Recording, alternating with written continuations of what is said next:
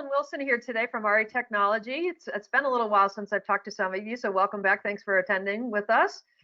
We've got Bondilyn Jolly, who is the VP of Marketing for Elevate, as well as the managing partner of 365 Agency. So she kind of has to put her money where her mouth is a lot doing these kinds of programs she's going to teach us about today. And Frank Chimento, great to see you, Frank. He's the VP of Brokerage Development at Elevate and has been around the industry for, I don't know, too many years, right, Frank? And you were with Realtor and lots of other people. So yeah, there's quite a bit of experience between the three of us here. I don't know if that's a good thing or not, but we've been around for a while nonetheless. So we're going to talk about a really good topic today, I think, one that is affects everybody in their business in particular ways right now. So, what are the secrets to lead generation success? And, Elevate's got a really cool platform to help us with that. But before we jump into that, I am just hearing, I don't know if I'd call them horror stories. I guess it depends on which side of the deal that you're on, but inventory is just gone right now. We're pretty much, it's kind of like if you walked into any of the stores when we first went into COVID and you were looking for, Clorox or toilet paper, it was the shelves were empty, right? That's kind of what we're seeing out there in many different markets. So, Frank, what are you seeing? You're talking to people all over the country. What are you seeing these days? Is it as dire as the people that I've been speaking with? Yeah, it may be even more dire. Its inventory is just incredibly low. I was mentioning to you yesterday, Marilyn, that a good friend of mine's a land acquisition person for a national builder, and they're even, they are literally scrambling and saying they're paying 3 times as much to find land because they just need to build inventory. The demand is so high, and they just don't have inventory. It's crazy. And so Frank's in Florida, but I know you work with people all over. So you're on one side of this country. Bondilyn's in Los Angeles, and she just told us her own horror story. Maybe you can share that with us. But what are you hearing on the West Coast? Well, so it's true. I'm actually actively home shopping and have been for about 8 months in the Los Angeles market. So Los Angeles is a nightmare to buy a home in anyway, even in good times, let alone COVID times. And it's insane because, we lost our 5th offer yesterday. And what we're seeing is houses will have a dozen, sometimes up to 2 dozen offers within 24 to 48 hours. They're cash deals. They're going for hundreds and hundreds of thousands of dollars over asking price. Wow. It's unbelievable. And it is so hard, for someone like me who is coming in actually, with a traditional mortgage, and I have to have a contingency for appraisal and things like that as part of that program. I'm just getting shut down, again and again. And it's really a very frustrating and challenging time out here. And Mary, I think something that's really interesting about that too is it's not just that median home price market, it's also the luxury market. It's a home right down the road from me went on the market at $1.8 million right on the beach. And 24 hours later, 4 offers, all cash offers. It sold for 2.2 to people that are going to bulldoze the home to build a bigger one. So, I mean, it's just insane. Normally, this is common in the median priced home, value, but we're seeing it across the board, even in the luxury properties, which is different. That's very different. Yeah, no, and we have a house not too far from where I know you were talking about your sister yesterday. We have just a small little, there's a million those little bungalows in Florida. It has tripled in value in the last year and a half because it's in a good school district. Same thing, multiple offers. It's insane.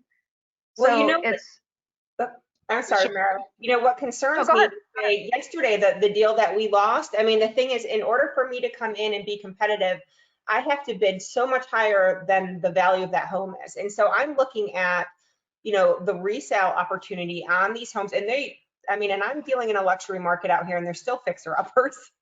But looking at like what my potential resale is going to be, because I only plan to sit on this house out here, maybe 5 years, 10 at the most.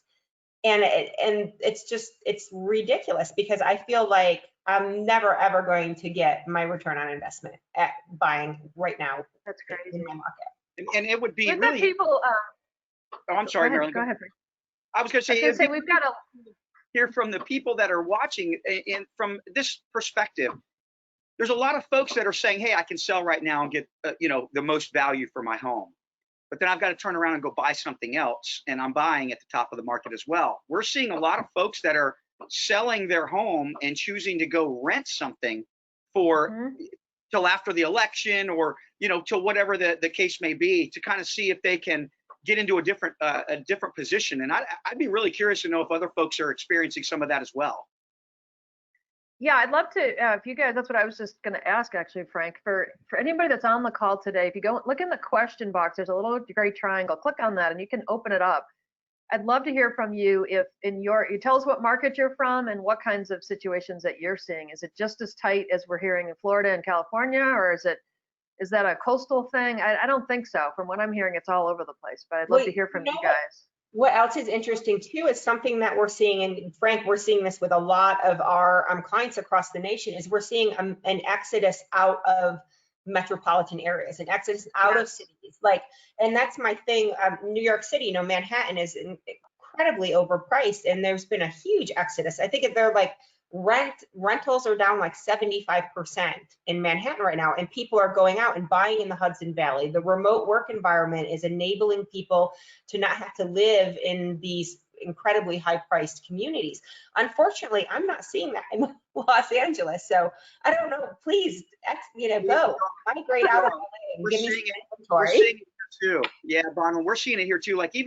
Even metropolitan areas like Tampa, not a massive city, but the COVID thing impacted people that were in, and now there's a massive push 30, 45 miles north of Tampa into a different county. That is, the building is going crazy. The sales are going crazy up there. And so that is happening, I think, not just out of states, but also out of just going into beyond the suburbs. Yeah, I'm reading the comments here. So I'm in Albuquerque, New Mexico, and yes, we're very low on supply, about a month's supply on a good day. Here's Miami, another big market in Florida. We are experiencing that too. Here's some from Plantation, Florida, Fort Lauderdale. Yes, I'm seeing the trend of people selling and renting temporarily as well. It makes sense, right? You're going to sell high and you're going to hang on for a while. Then if the market bottoms out, then you're going to come in and buy low. That's the theory, right? Let's hope that it's true. Who knows? We're in such a weird market in so many ways. That's crazy. Now, Janie had a good question. She said, but aren't the appraisers killing the deals by not appraising higher at the seller's market prices? So if, the seller's was 1.2 and you have to pay 1.5, can you get a loan at that higher rate?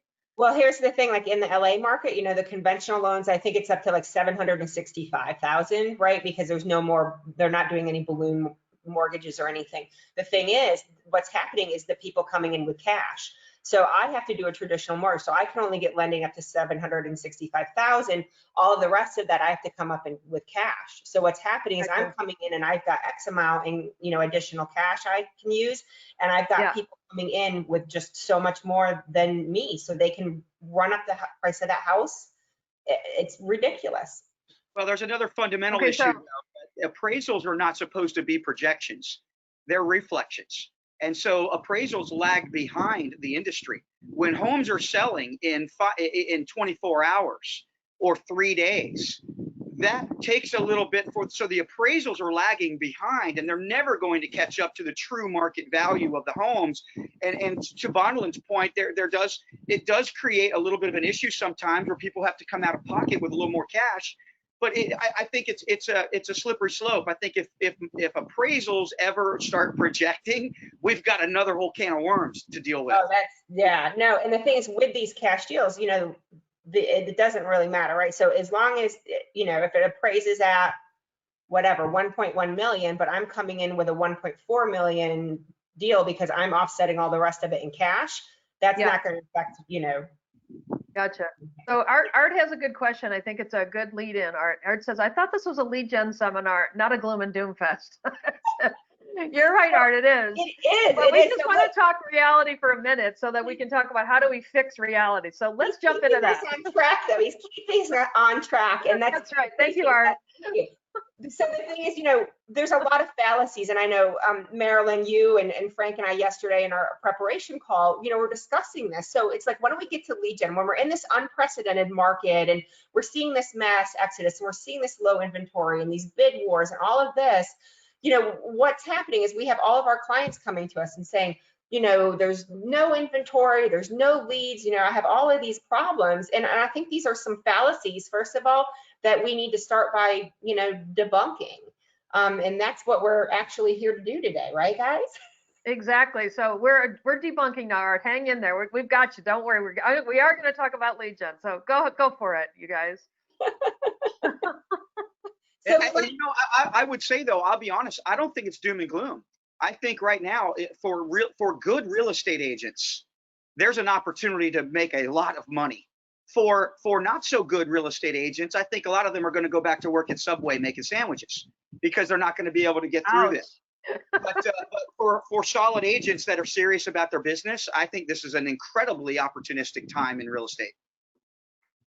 well, NAR just came out with some data, and Frank, you actually shared the statistics with me this past week, and I think these are really strong, and I think we should kind of start, you know, with this. So 75% of sellers are hiring the first agent they speak to, which is this is incredible. I mean, when you look at, I mean, you take all the emotion out of our industry and out of the business of what we do, the math doesn't lie. You know, and the mathematics are saying, hey, if you can figure out how to persuade and influence people to let you in the door first, the chances of you picking up that listing go up exponentially. You know, and it doesn't say that it's people that it's 75% of the people that they know that they spoke to the first time. It's the 75% of the agent they spoke to, right? It doesn't mean you've necessarily had a relationship with them for 20 years. It means actually the opposite. It literally means that a person selling a home ends up hiring the first person that makes it into their living room 75% of the time. So that's the goal. That should be the goal of every real estate agent as they're farming, nurturing, cultivating, doing things with leads. Is you've got to figure out your strategy shouldn't be, how do I get the listing? Your strategy should be, how do I become the first one in the living room? That's right. It's a different item that you're closing for. You know, it's first thing you want to do is get them on the phone. Second thing you want to do is get invited over to the house and get into that living room first. If you do that, your chances of picking it up go exponentially higher. Well, Frank, Gotcha. It's tricky to get into the living room right now, right? Because we are in these COVID times. And so one thing I think that we've all seen and we all are fully aware of is that there's been a huge reliance on technology. So tools like our Elevate platform, social media, and things like that to really allow people to create, you know, more of those virtual style connections.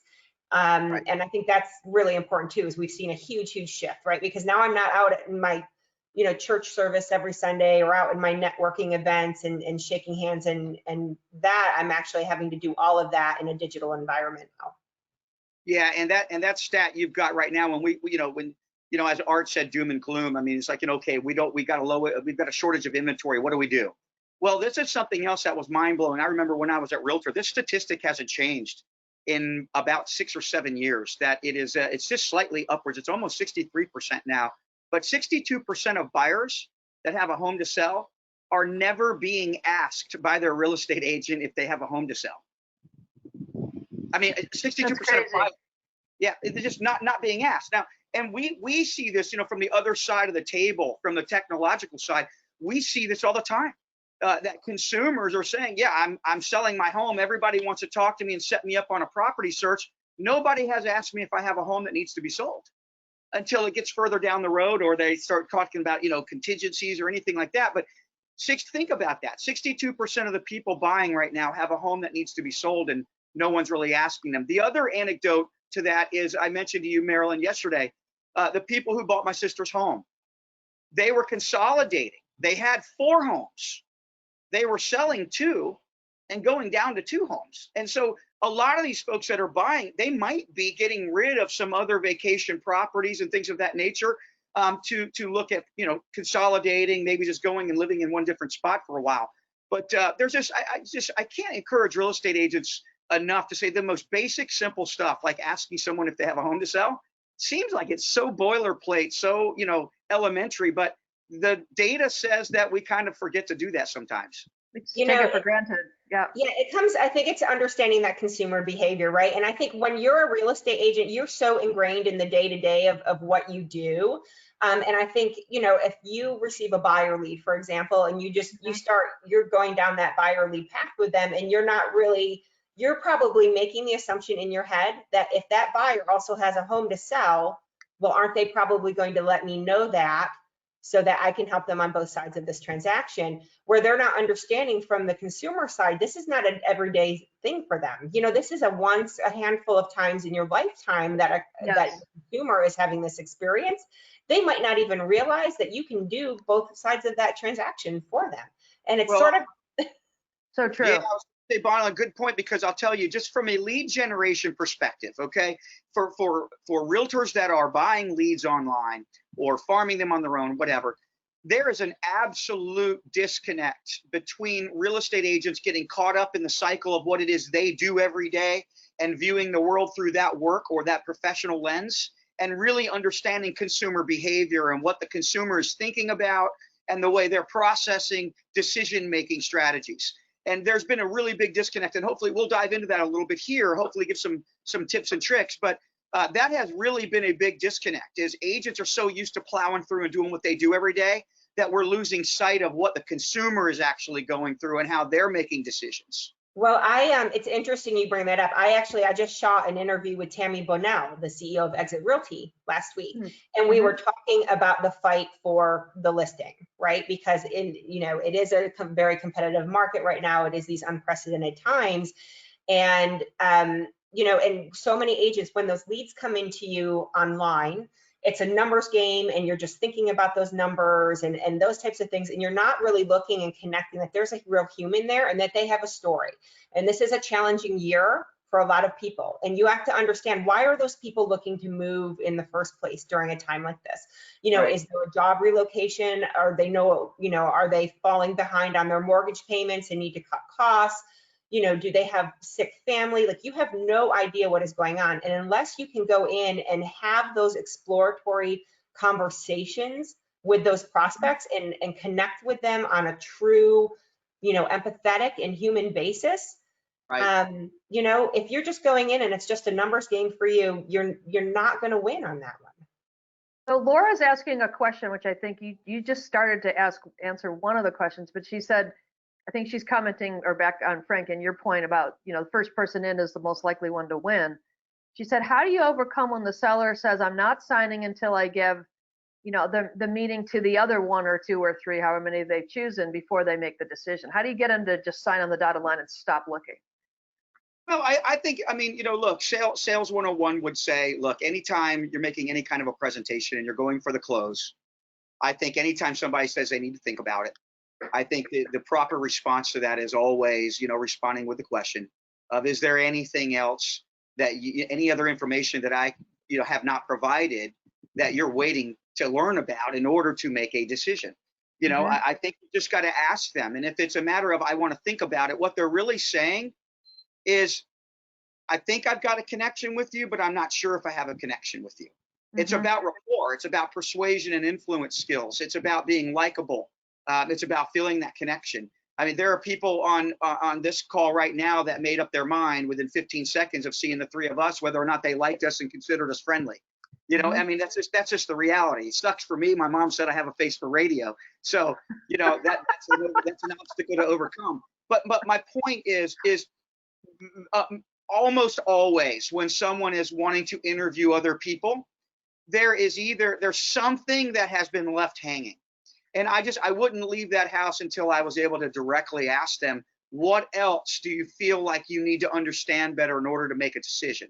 Because they can make a decision without signing on your dotted line, because that statistic doesn't say, here's a part of that stat that we showed earlier, 75% hire the first agent, but 83% of sellers actually interview 2 real estate agents.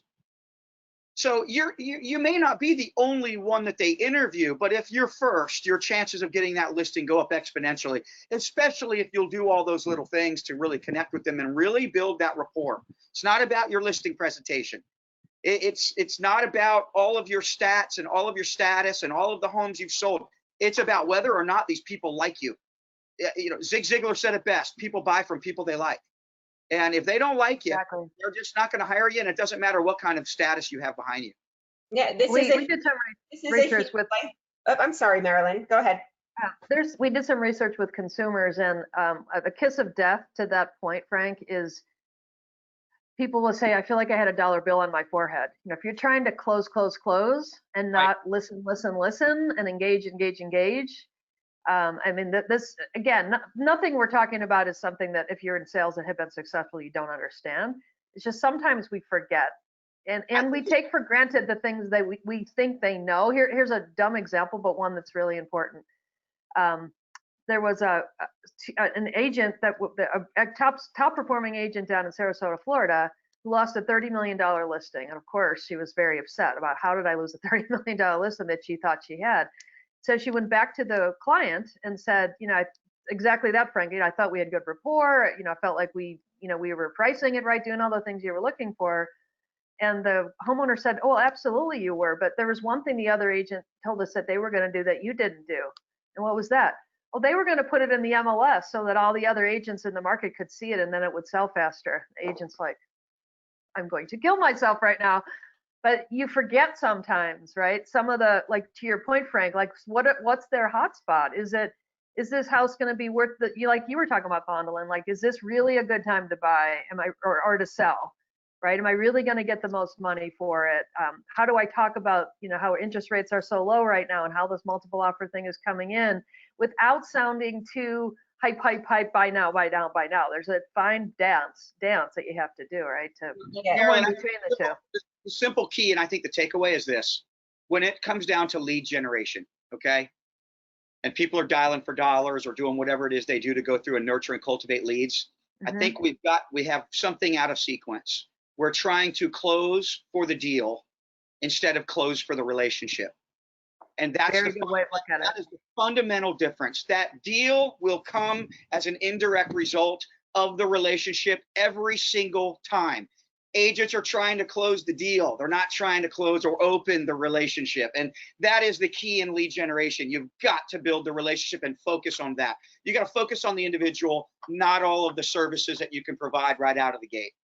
It's So true. Peter has an interesting question. I'm sorry. It's one of the biggest, you know, most emotional decisions that people make in their lives. It's one of the largest purchases that they ever do in their life. And you have to go in and be empathetic and establish rapport and establish a relationship and let those people know that you're going to be there to navigate this challenging process for them. You might do it, you know, 20, 30 times a year or more, but they don't, right? This is a once in a lifetime deal.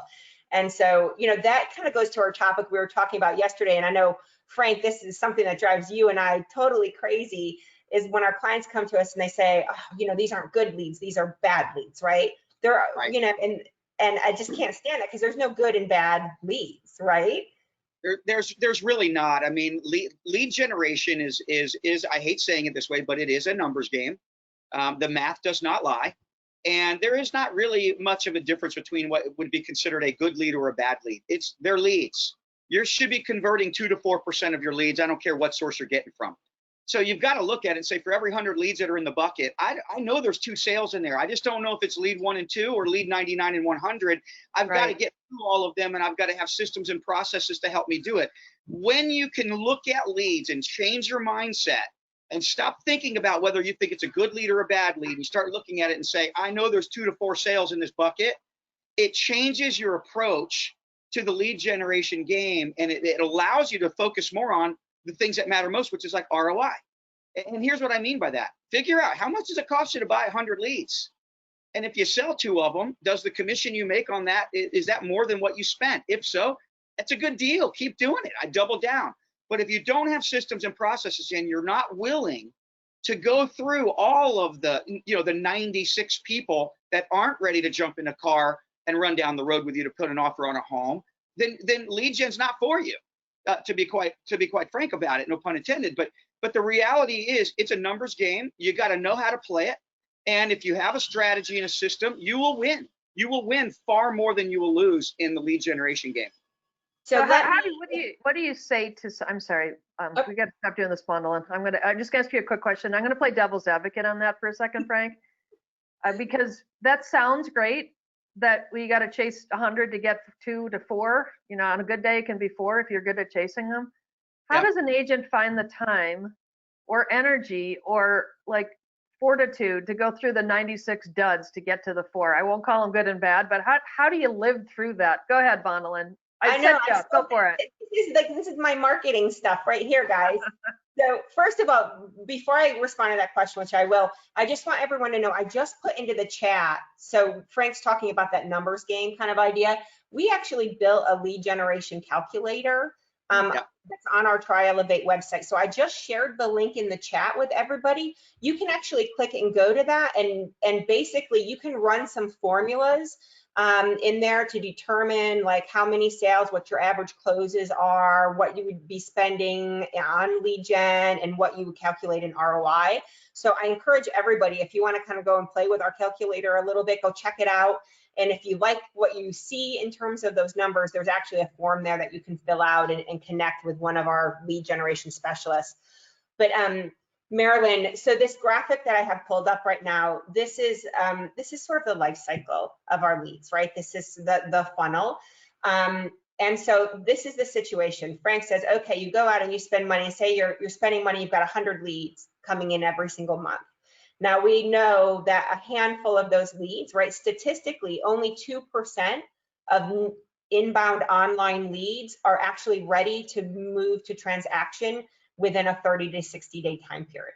So you basically have 98% of these people who might be out and they just might be, you know, hitting Realtor or Zillow or, you know, get connected with you through social media or whatever that case is. And they come in and they're at that top of the funnel, right? We call that the top of the funnel, where it's sort of like they're expressing, you know, interest, they're becoming aware of you, you're becoming aware of them, top of funnel leads.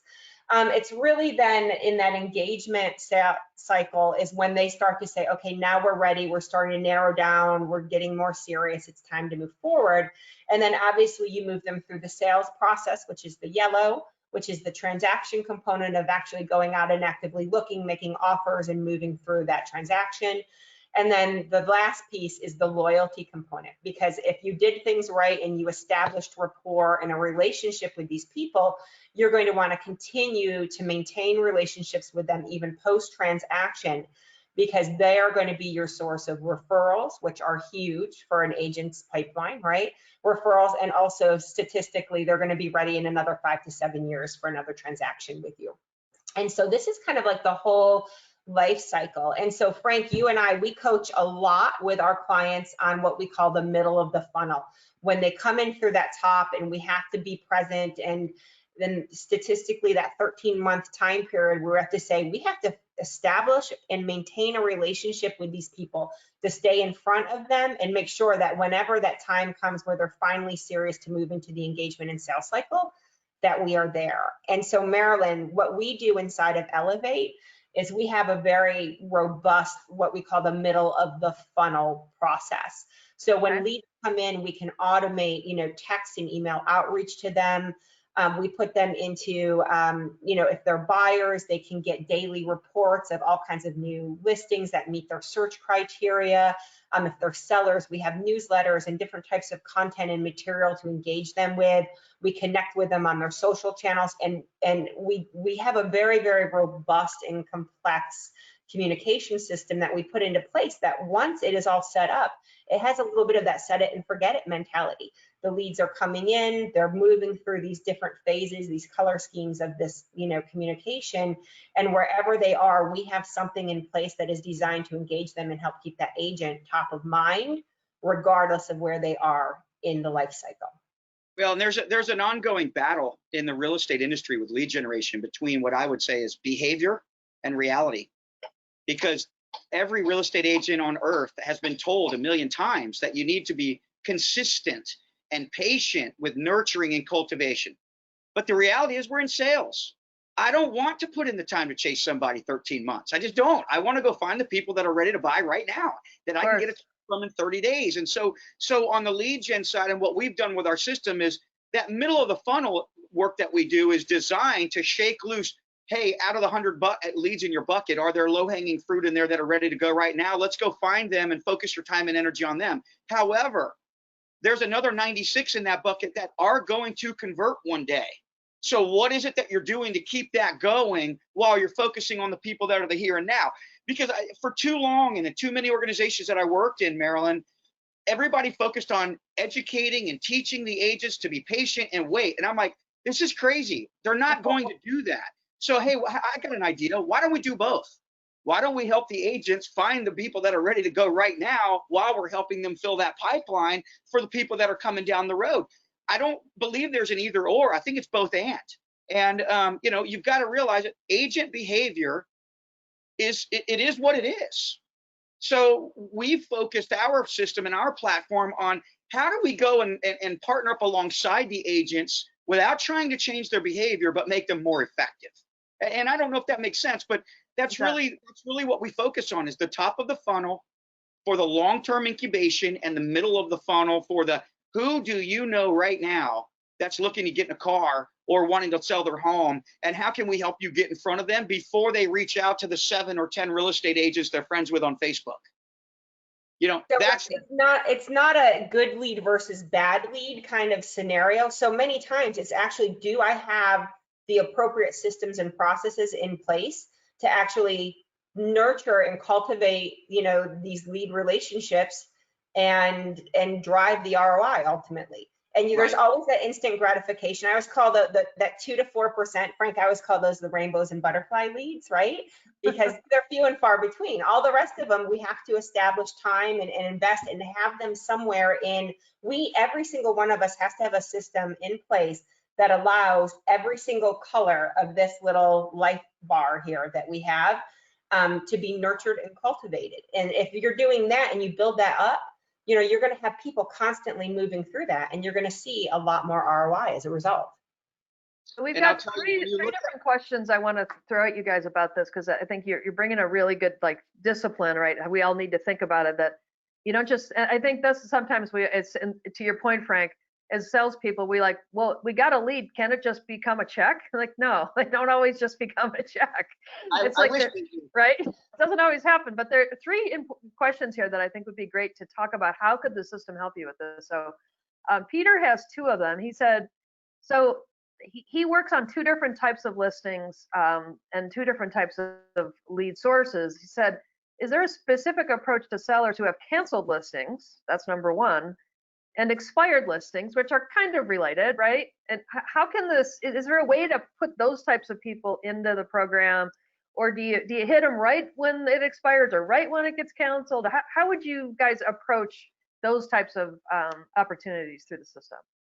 Yeah, I mean, I'll take a first stab at that. So first of all, anytime let's talk about expireds first, okay?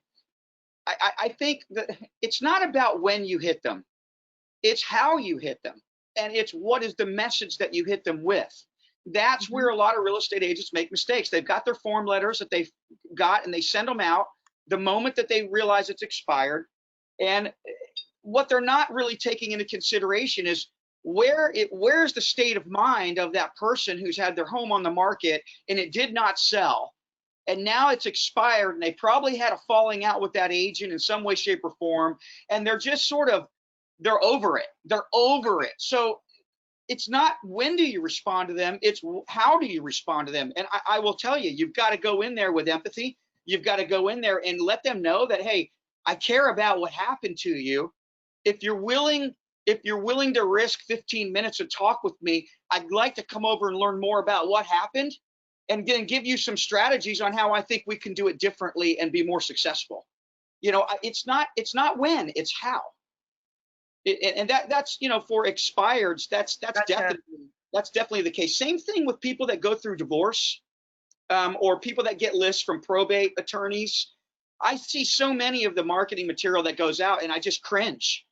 You know, it's like, you know, look, first of all, if there's any real estate agent that's ever gone through a divorce, they ought to be the people most likely to reach out to other divorcees, because and I would start my message literally with, I know what you're going through. I've been through it. You know, I can help you navigate the things that you're not even aware to think about yet.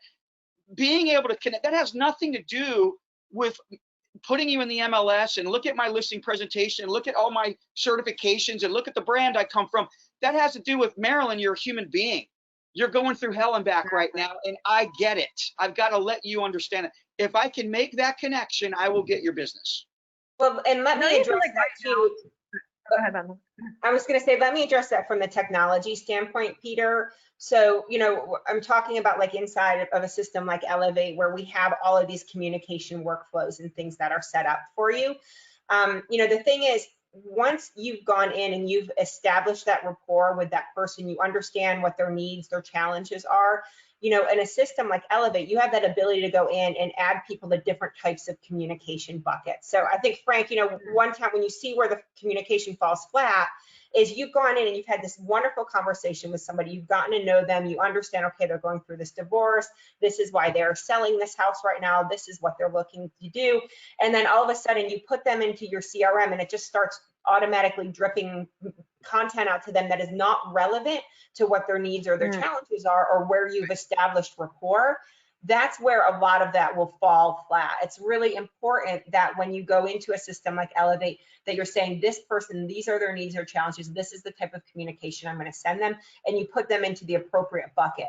And Elevate allows you to have multiple different types of communication buckets and, you know, endless amounts of workflows that allow you to make sure that you're staying on top of engaging with that person, but doing it in an appropriate and empathetic way based on the relationship you've established. This is how common sense it is. I see all the time on Facebook, people go and ask for recommendations. Hey, I had a car accident. Does anybody know a good, you know, car body shop or repair person? Now, how weird would it be if all of their friends on Facebook sent them information about an air conditioner repair guy?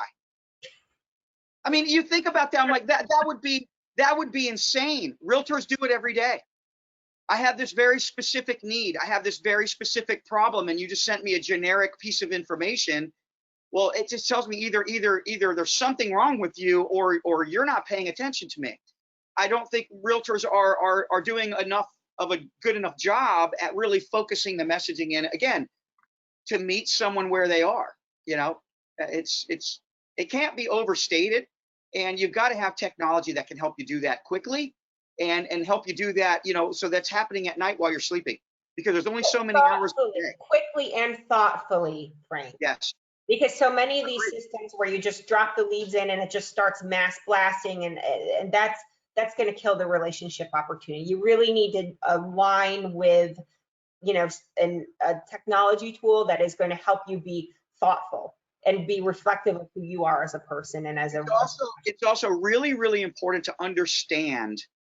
You know, we talk about intent a lot with our lead generation, and understanding the intent or finding people that have high intent is always going to be, you know, the person who can write you the biggest check, you know, and where you want to spend your time. So real estate agents need to do a really good job of understanding what is the intent of this person when they reached out for a, you know, what's my home's value worth? Why did they do that?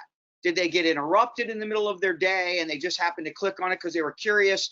Did they do it because they are looking to see if they have equity and they want to take out a HELOC loan? Did they do it because they're thinking that they need to move, or they've got another child on the way? You've got to understand the intent of the people that you're getting ready to go and reach out to and build rapport with. And lead generation programs should be helping you do that. You should be armed with the intelligence to make that easier. Okay, so a couple of questions along those lines to help us better understand it. So Nancy is asking about when you send a client leads, how many other agents are getting that lead? That's one component of the question. But I think back to Peter's question, how does the system and or your team help somebody know which bucket to put somebody in? Like how do you do that early qualification? Peter was also asking about FSBOs. I'm sure you've got a communication track for that as well, right? But how do you know you're in the right place? Intent. The bucket should be defined by the intent of the customer. What is that customer's intention? And you've got to go understand that. You've got to go and do some discovery, you know, and based on what you believe that person's intent is, would define which bucket do I want to put them in and which method of communication do I want to employ. So you need to reach out to them humanly, find out what their issues are, and then you put them in a variety of different buckets too. Possibly. Yeah, go ahead, Bondilyn, go ahead. Well, when a lead comes in through our system, so we know whether it's a buyer lead, a seller lead, a general lead, right? And so it comes in and it hits the system and it sends out a notification to the agent letting you know that you have this new lead. And whatever criteria was captured on that lead is available for you. Now, the thing is, you're prompted. So we do send out, and there's an automated, outreach to the prospect, to the lead, on that agent's behalf. That's completely customizable by that agent. It's just kind of that general touch base. But what we do, how our workflows, generally work, is that we want you as the agent to reach out and establish communication and start that conversation, because there's a lot more details that you're going to want to explore and capture, right? You're going to want to establish that rapport with the opportunity.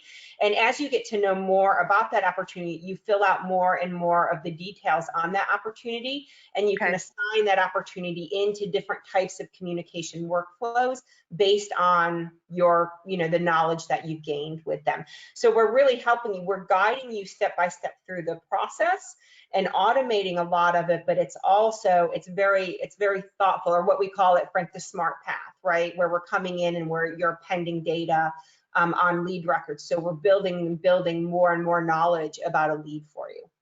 And from an intent standpoint, there's something that happens even before that. So for example, like with our buyer leads, okay?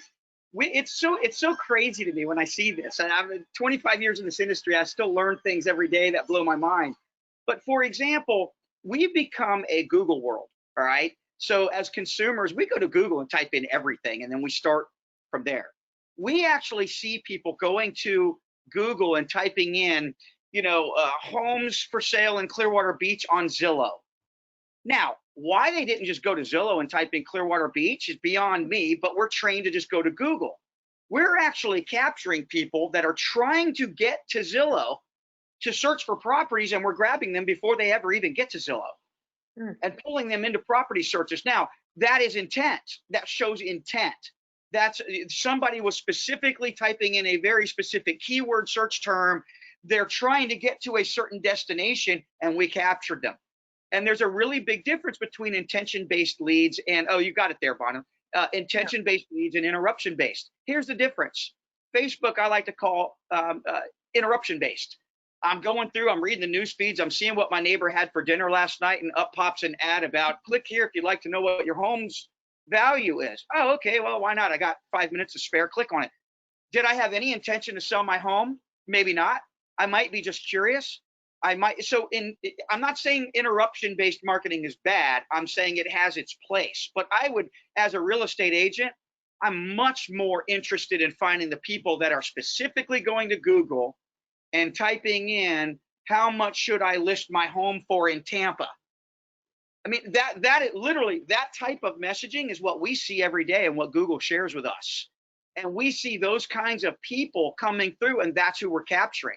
So now to a real estate agent, it's like, well, there's a reason why they put that in there.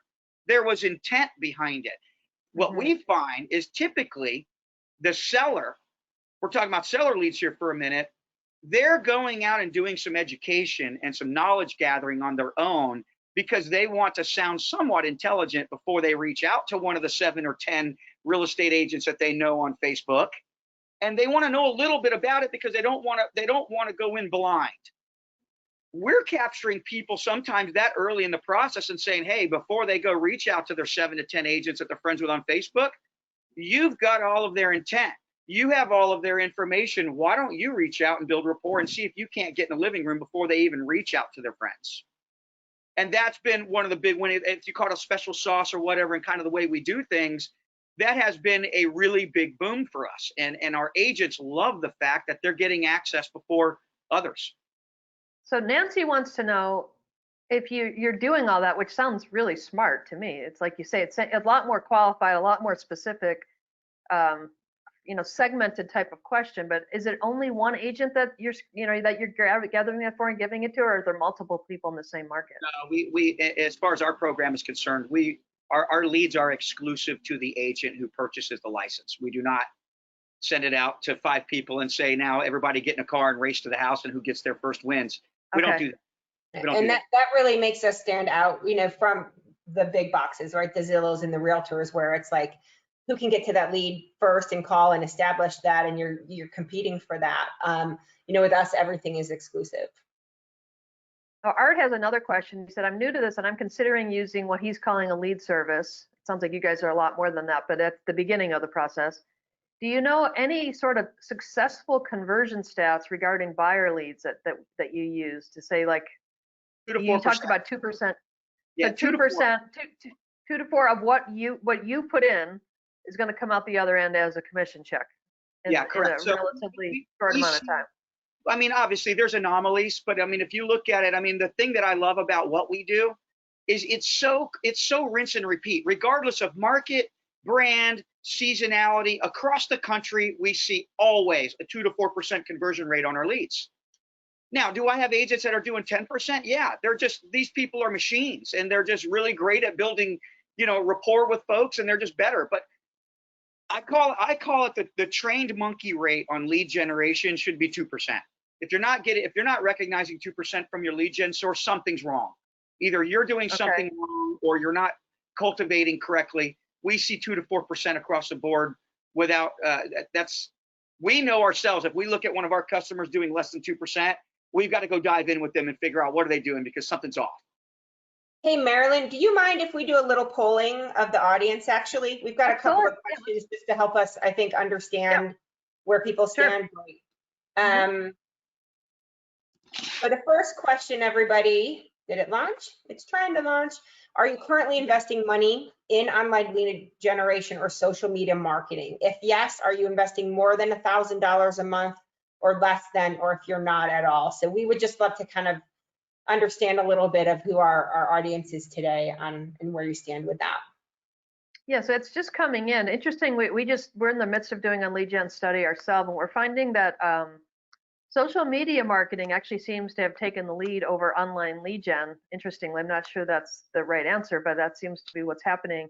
So far, we're seeing that 42% are doing something, but it's less than $1,000 a month. Just 3% are more than $1,000 per month, and 54% are not doing that yet. So I think it's really for the audience, like for those that are doing it, how can this program provide you just more profitability in your business, right? How do you spend less to get more, or spend more to get more? And that, depends on what it looks like.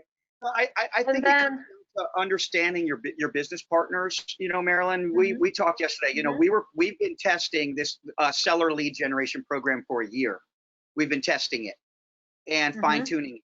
And I wasn't planning on launching this until the end of the year, but the demand from our customers that were hurting for inventory was so high that we decided to roll this thing up, and we did pre-sale licenses in September, and October 1 is kind of our official full launch of this seller lead program that has been tested and vetted for a year, because we didn't want to come out with just another, here's another new shiny widget, everybody throw, I tell folks all the time, like, look, if you're going to go into lead generation, I don't care who you do it with. You've got to go in with a mentality of, I need to go and work this thing for 6 months. In 6 months, you should have a really good idea on the cumulative effect of that online lead generation, and if it's starting to spit things out the other side of that pipeline. If it's not, dump it and go. And we're really black and white about it. We tell people all the time, come in, give us a shot. In 6 months, if you're not getting an ROI, fire us. Now, reality is we're going to work with you through that 6 months and figure out how to make sure you are. But the point is, you've got to have the right expectation and mindset when you go into lead gen. If anybody out there says we've got the best leads in the world, and if you turn it on, we're going to start cranking business in 30 days, run. They're lying. That's not the way it works. Sometimes you get one that falls out that early, but it's a cumulative effect. You've got people coming in at different times of the time, different places in the time continuum, and you're nurturing and you're cultivating. And once that pipeline fills up, it should be continually cranking business out the other end. And that's just the reality. Look at this. So the second poll that we did, almost 70% of today's audience feels that their investment in lead generation is bad or terrible. Yeah. And so, my question for you guys are, and let us know in the comments and the question or chat areas, do you feel, is it because are you investing with, a vendor that is, over promising and under delivering, and you're overpaying for that? Is it because you don't have a system like Elevate in place, where maybe, you know, we were talking about the middle of the funnel and all the different types of workflows and things that should be there for you? You know, or are you just somebody who is very instant gratification focused and you only are, right, you're only focusing there, and so you don't have systems and processes in place to help drive higher conversion? So I'm kind of curious with the people that specifically said they're having a negative experience. I'd like your feedback. Yeah, me too. Why is that? I think that's a really good question. I'll tell you what the reality is, and this is where I think it comes back to mindset and expectations. There's projected to be about 6 million homes sell this year.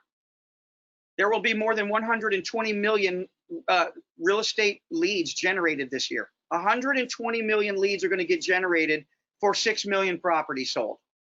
I mean, when you look at it that way, it's like, well, when agents say, most of these leads are garbage, I'm like, you're right.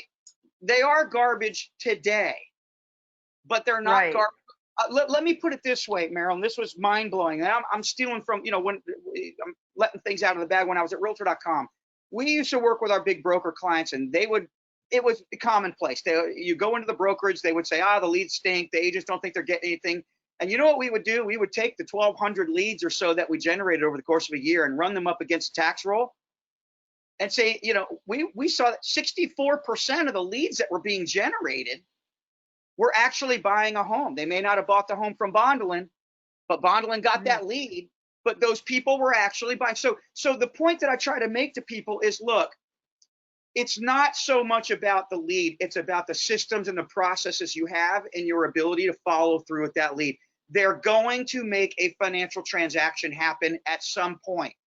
Is it going to be with you, or is it going to be with one of your competitors? That's the question that agents have to focus in on and answer. So that's where a system like Elevate comes in, right? Is that you've got this thing keeps them moving, keeps them, you building a relationship with them, even though you don't have to touch them, because to touch the 96 for the 2 or the 98 for the 2 that are going to actually convert, it's kind of unrealistic, especially if you're getting 100 of those leads every single month, right? They start to pile up. But having a system like this lets it continue to nurture. It could be, I mean, I've got clients that, you know, it was 5 years before they'd actually do something. By then, you're best friends. And it was easy because they're like, well, you know, I know, Marilyn, I love you, but I've never done any business with you, but maybe we should. You're like, okay. Like it's easy at that point. It's interesting. You want to have those systems and processes in place. And a tool like Elevate, what's wonderful is when somebody is ready, you know, to raise their hand or move to that next level of that, you know, life cycle funnel, it prompts you, and you know, it's going to let you know based on their behaviors, or they're going to have the ability to, you know, reach out and connect with you. And I think that's really important, because it's true. If you've got 100 leads coming in every single month and they're in all different stages of communication, that's completely unmanageable for an individual person using a Excel spreadsheet, or, you know, trying to manage things via their Gmail or something. So you have to have something that's really going to allow you to systematically manage all of that data and then prompt you to take action manually when you need to. There's something unique that we did too with our system. You know, technology is technology. It's static, you know, in a lot of ways, but we've actually ingrained, if you will, sales psychology, persuasion, and influence strategies into the actual technology. And why do we do that? Is because of what I said before. It really matters far less how great and sizzly and powerful your listing presentation is if you're not very likable.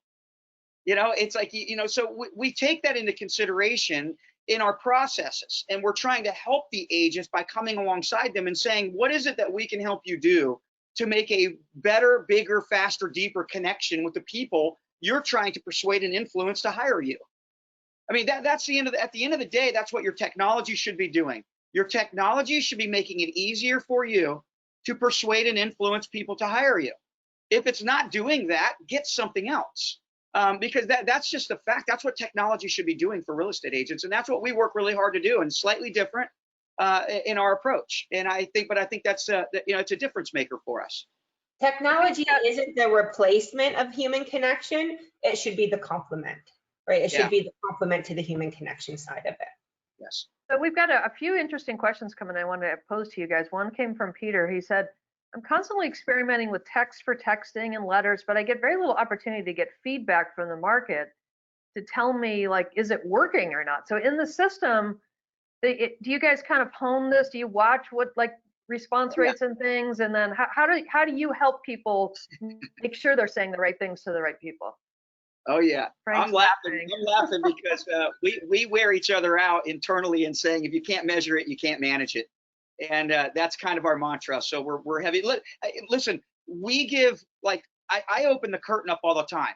You know, I'm the vice president for brokerage development, and we've got teams. We deal with brokers all the time. Guess what we do? We use our own platform. I might send out 150 emails to brokerages trying to get them to take a meeting with us. And guess what I'm doing, Marilyn? I'm sending out an email. I'm looking at who opened that email. I'm finding out how many times they opened that email, and then I'm shooting them a text. I mean, I'm paying attention to these things because that's how we do business too. You know, that's exactly. So we're not telling realtors how to do anything different than we're doing ourselves. We're saying, hey, we think we've got a system that can help you do this more effectively, but we've got to be able to measure the data and give you that feedback so that you can understand, hey, my message, it wasn't the delivery mechanism, it was the message that was terrible. Bondilyn and I do this every Monday morning. Or Tuesday morning, I think it is. We're on a call discussing what is our messaging out to our customers or our prospects. Did that resonate? What kind of response did we get? Do we need to tweak that? That's an ongoing thing, and that's an exercise real estate agents should never stop doing. But the systems help it. Like you guys are sending out thousands of these across. So in the FSBO track, just for an example, right? You're sending those. There's many agents that are trying to go after that business. As an example, are you helping them? Does the messaging get tighter and tighter as you see open rates and click-through rates and things like that? So the agents don't have to figure that out. Because we can go and, we can drill down and go into an individual agent's account and help them look at their messaging. But we also are looking at, we've got 30,000 agents on our platform in the United States. And so we're looking at like cumulative data. How do these types of messaging, these workflows, like, how are they resonating with our audience? And sometimes we see messaging that resonates a lot better, say in the Northeast, than what we're seeing in Southern California. And so then we try, we're constantly working and tweaking and adjusting our workflows and our recommended strategies as we're seeing more and more data coming in. We're data geeks at the end of the day. That's awesome, because an agent wants to just get out there and build the rapport and build the relationships and do all the things you're saying. They don't have time to become marketing content experts, right? That's your job. So you make it easier. Partner like Elevate, because we let us do all the geeky work. You go out and do your thing. Well, I have another good question for you. We're just got one more minute. Go ahead, Frank. Yeah, go ahead. I was going to say, we as a company, we made a business decision early on. We wanted to be the most effective and best value in the lead generation space compared to other folks. And we've done that. I mean, I think when people see our pricing and what we do, it usually blows people away. We're extremely affordable. We've got great conversion rates. And that wasn't by accident. That was an intentional business decision that we made, because almost every vendor in America says there's 1.2 million realtors, 20% do all the business. Let's go build our platform to go pull checks out of those people. And you know what we did? We did the opposite. We actually said, hey, guess what? There's 700,000 real estate agents that are trying to get to the next level, and nobody is focusing on how to help them. And they don't necessarily have the deep pockets that some of the big production, agents have. And how do we help those people? The same thing with brokers, Marilyn. We've talked about this. There's 1,200 brokerages in the country with more than 300 agents. There's 72,000 brokers with less than 30 agents. We built a platform for those people, the mom and pops that are saying, hey, I need the tools to compete as well. So it's not by accident that we ended up here. It was intention-based and business decisions that we made. So here's a really important question, I think, too. Let's do this. Paul will ask this question. Would you like to have an Elevate lead generation coach contact you? There's a few people that are saying, I need help. So I think Nancy, Laura, Art, you probably want to contact them. Say yes, so they'll come and reach out to you. Yeah, so Marilyn, a couple of things. If they say yes here, I know that you're going to provide us with all of that information afterwards, so we can have one of our coaches reach out to you directly. Also on the screen is a URL, tryelevate.com /lead gen. You can go there and actually fill out. We have a form you can fill out. You can tell us the markets that you're interested in. And then our lead gen team will actually reach out to you. They'll let you know availability of leads in those markets. You can tell us if you want buyer, seller, or a mix. And they'll also, work through the pricing programs with you. So these are both great ways, to connect with us. And we would love to connect with you and try to help particularly those 70% who are not having very good experiences. I would highly encourage you to give us a shot and let us see if we can turn that frown upside down. Yeah, I think we can help. There's one final question I want to ask you guys, because I think this is really important to understand the power that Elevate has relative to other lead gen monies. Because yes, you do generate leads, right? There's people on this call that are telling me and I won't throw your competitors under the bus, but there's a few they're not very happy with. Sure. So they're buying leads, but to your point, if you go back to the funnel picture that you had there, Bondilyn, they're at the top, right? They're buying the leads, but they're buying them from people that are letting them. And I've used the picture of like a bucket with a bunch of holes in it. So you put all these powerful leads in there, and then they all leak out of the bucket because you're not doing anything. So tell me the difference between buying leads and buying a lead conversion system, which is basically what you guys are, right? What's the difference between those two? Because the money's probably about the same or maybe less with you guys, but what's the difference? Why should I go this route as opposed to just buying leads? Well, it's like eating to me. It's the difference between buying food that's already been cooked or buying all the ingredients and going home and throwing them all on your counter. You gotta go do the work to build that meal. We look at it a little differently, as we're going to help them patch the holes in their bucket, because that is the number one problem with lead generation. You can buy the best leads in the world. If you dump them into a bucket with holes in it, you're losing money. And so we focus heavily on that bucket. I mean, that's what we're all about, is the system and the processes to say, hey, you worked hard to get the fish in the boat. Don't let it jump out. The analogies could go on and on. I love those, but that's really, at the end of the day, Marilyn, that's really our focus. So you're really at lead conversion, not lead. You do lead gen, but it's really about converting them into something meaningful. Well, it's lead gen. It's to drive the higher ROI. And I think it's interesting, Marilyn, you said a lot of people are doing social media marketing right now, right? And that's the interruption-based marketing. So that tends to be more that top of the funnel. That's where that awareness and that interest come in. But yet, if we're not moving people farther and farther down through that funnel through strategic and thoughtful communication, then that's how they're shooting out of that bucket. So Elevate is everything from the lead gen and, from top of funnel to like, the search based, the intent based marketing, and then all of the parts and pieces, even running long-term loyalty programs on the backside of your transactions for you as well. So we have wonderful like newsletter and outreach campaigns, like after you've long closed the deal with people, of how you can go in and just continue to nurture them, ask for referrals, and be thoughtful in your communication, which I think is really important.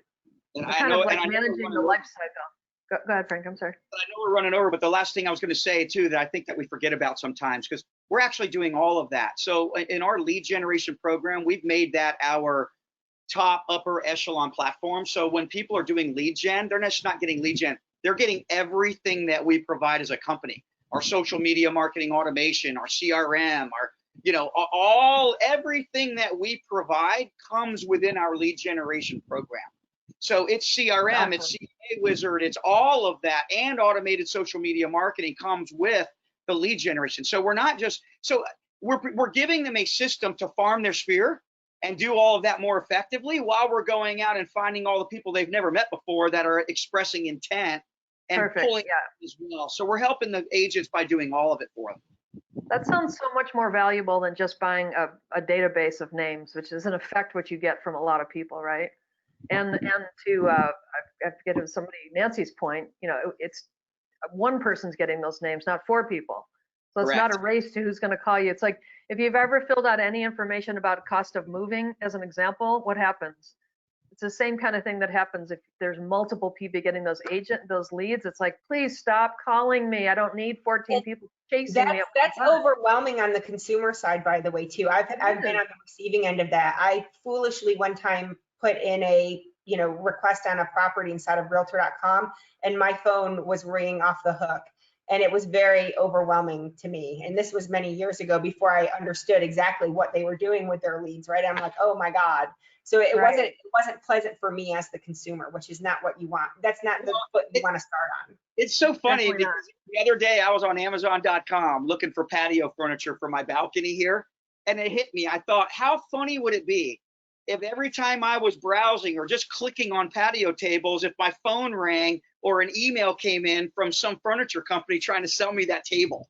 And that's kind of what happens in the real estate world. People go on, kick tires, try to educate themselves, and all of a sudden they're getting hammered with stuff. And it's like, well, wait a minute. There's got to be a smarter approach. We've got to start thinking like the consumer.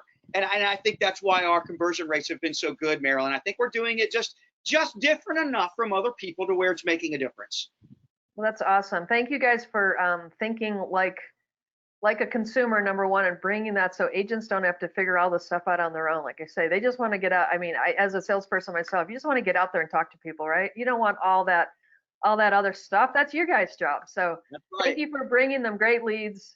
And back to the point of bad leads or good leads, it sounds like every lead that you provide to them at some point will become let's use the word productive and non-productive, right? Productive leads are what we're looking for. Correct. And making it easier so every single person out there doesn't have to become a marketing expert and a content text expert to be able to know how to do this. Like leveraging those 30,000, and I'm sure it's going to be more after this call and other things you're doing this semester. Listen to me, I sound like a school teacher. This quarter to help people really do this better, because it's just hard out there. And I love the point you guys have driven home, especially during COVID. There could be not a more important time to have a grace about you and have a genuine concern for the people you're working with. Let the system support you in that, but there's, like you said, I heard of an agent describe it once as technology is like a beautiful purse for a gorgeous suit.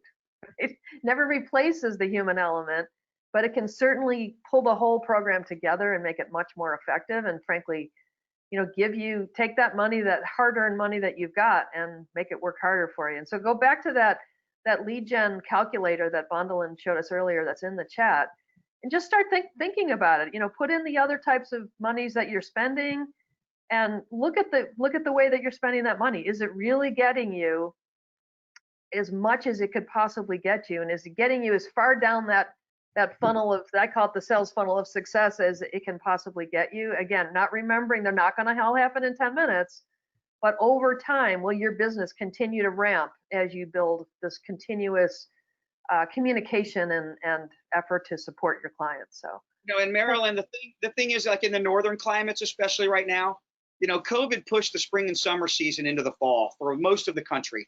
I was talking with a broker this morning from Syracuse, and we were chatting, and I said, look, here's the reality. From now through the end of the year is when all of your spring sellers are going to be going online and kicking tires and finding out what they think their home is worth and things of that nature. So these are the times that you need to be marketing and starting to cultivate and fill that pipeline, because that money's going to come out the other side of that pipeline, but it's not going to be tomorrow. But what are you doing today to start setting up for the spring season? And that's something I think agents got to pay attention to. Yeah, the word spring season is where none of us know. I mean, every day we're in an unproven something, right? About everything in our life is so uncertain, but I'm so happy that real estate is not at the center of this disaster, right? Everybody assumed going into this that we were going to be just in, here we go again. Here comes 2008, 9, 10 again, right? Not at all. So that's the good news. Now the even better news is we've got people like Elevate. They're going to be there to help you fully capitalize on that by building those relationships in the right way with the right message at the right time, so that money's going to really return, and you're going to be able to feed your family and have a good time in the process. So, all right. Well, thank you very much, guys. Great discussion. And for everybody, this is being recorded, and we will send it out to you as for wanting you, if you want to learn about it again. But if you want to talk to someone, try that tryelevate.com/lead gen. Got a couple people, Frank, that want to talk to you directly. So if you're okay, I'll send them your email address offline. No, absolutely, feel free. Look, we love having the conversations with folks, and just if we can help you, we'll help you. If we can't, and I know somebody else that can help you, I'll make a recommendation. Perfect. All right. Well, thanks everybody, and everybody that's on the call today. Thank you so much for attending. Hope this was helpful for you, and that you're going to find a new business partner that's going to help you really have a great fourth quarter and beyond. So thanks everybody. Right. Have a great Thank day. you. Okay.